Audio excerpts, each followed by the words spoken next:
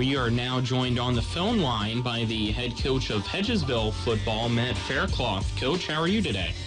Good. How about yourself?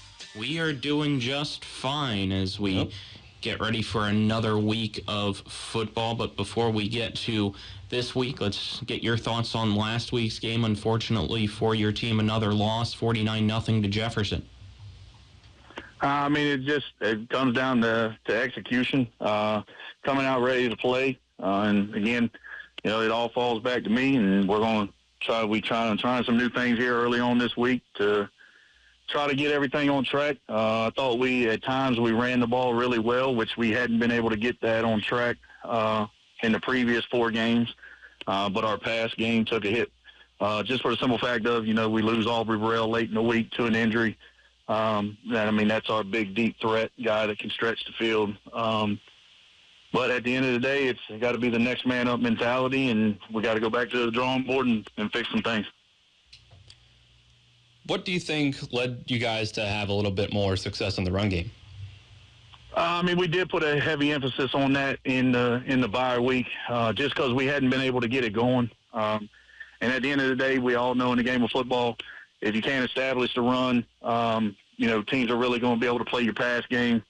Jefferson, they're really athletic on the back end. They got big time pressure in the middle, so it gave us a little bit of fits. But at times, and like I said, we ran the ball pretty effectively. Even though your team able to run the ball effectively, unfortunately couldn't punch it into the end zone. What kind of led to that being the case?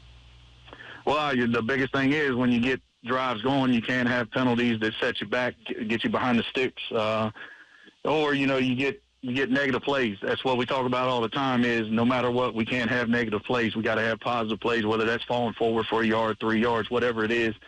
But every time that we got it going, I think we had a couple times where we had big drives to get down deep in their half of the field, and then a penalty or negative plays just shot us in the foot.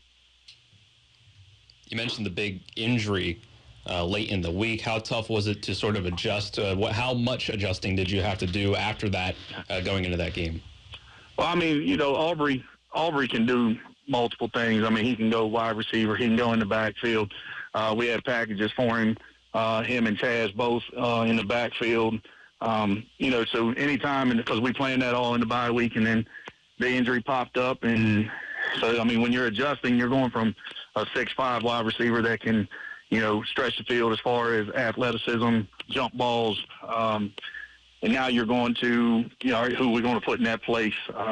It's hard to replace 6'5" athlete that can go get a ball. So for us, it was, next man up, trying to figure out some things, move some guys around. That's where it was. You can't replace Aubrey Burrell out wide.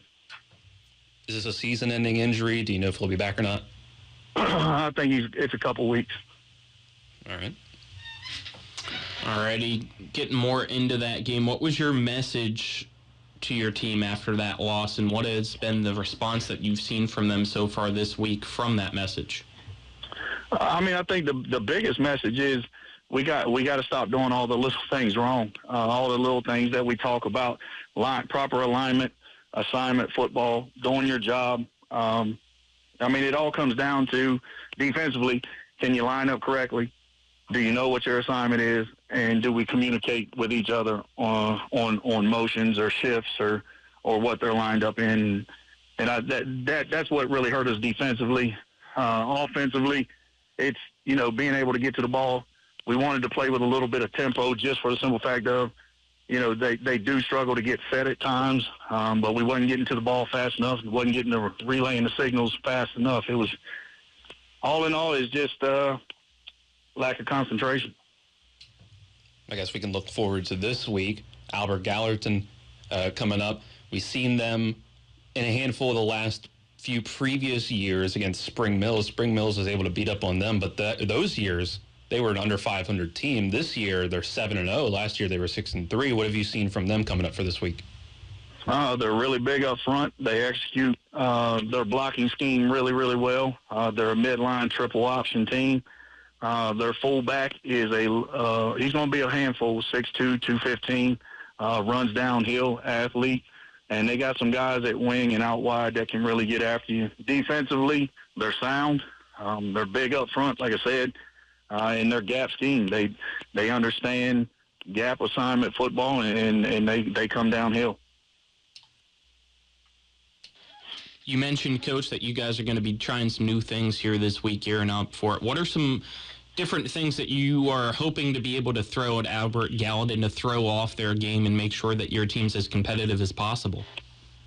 I think the biggest thing is I think motions and shifts and all that stuff takes a lot of teams out of some of the things they like to do. So we're going to be motioning a lot, shifting a lot, trying to get numbers in our advantage.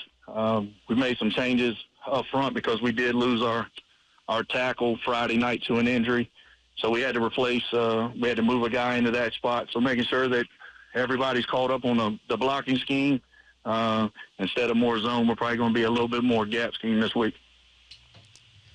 When it comes to playing a team that runs that triple option like that can be sometimes a big shift if you don't play against it enough. Can it be difficult to plan for that in practice, to have your practice squad guys, or be able to scout team guys, I should say, be able to run that, preparing them for that, and then preparing your team to face it? I think the biggest thing about midline triple option teams is your scout team can't run it.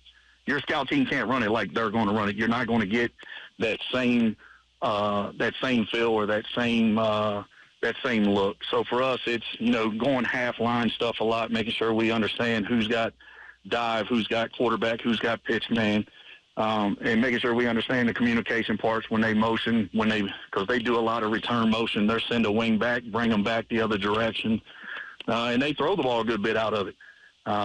First play against Clear Springs last week was a 75-yard touchdown pass off midline triple option. So they're not just a run team. They can throw the ball.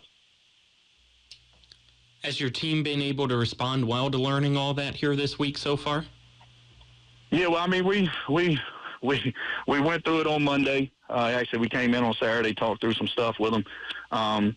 Monday, walked through it a lot.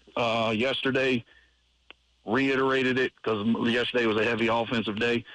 Today, we're really dive into it as far as getting that live look, half line stuff. But it's one of those things that we keep reiterating to it. This is an offense that if you become undisciplined, they're striking the band up very quick, just for the simple fact of if I'm supposed to play quarterback and I play pitch man, quarterback's going to take it to the house. If I'm supposed to play dive and I'm supposed to play quarterback dive, there's so many different scenarios. Somebody's going to be free if we don't do our job. You mentioned sort of switching up the offensive line with injury and switching up the blocking scheme. Has that been difficult? Has that been difficult in the past to plan for if you've had just injuries in general, or trying to make a shift in how much you go gap versus zone? Well, the biggest thing for us is, and I told y'all week 2 that the being youthful and young team that went out the window. But I mean, we're still starting sophomores and young juniors that haven't played varsity football on that line. So again, it's a process. We brought up a couple of guys that we've seen really perform well at the JV level to, at the end of the day, the job's open if they go in here and do the right things. And it's youth. And you don't really get that varsity. You can't get that varsity look at JV. You can't get that varsity look at practice. It's game reps. And like I said, last week we ran the ball at times really well. We hadn't been able to do that the previous 4 games. We threw the ball better the previous 4 games. So this week it's all about putting it all together and got to go out and compete. All righty, Coach Faircloth, final thoughts on this week's game before we get to the fun question, if you got any. Biggest thing for us is, we got to be able to get on the bus, travel well, get there, stick to the game plan, and at the end of the day, when the ball's kicked off, execute. All right, fun question for this week. What's been, in your time as a coach, the funniest or weirdest thing that you've ever seen a player do on or off the field? Oh, man. Let me think. Hold on. It would probably, actually, you know what? It'd probably be Aubrey Burrell. Scrimmage game this year. Broke one down the sideline, and when they tackled him, they took his pants with them. There you go. That doesn't sound fun. not for him. Hopefully he was wearing something underneath. Otherwise, it could be a lot worse. He did have the tight girdle, and that's what saved There we him. go. Yeah. Thank you for the time, Coach. Appreciate it. Best of luck on Friday. No problem. Thank you.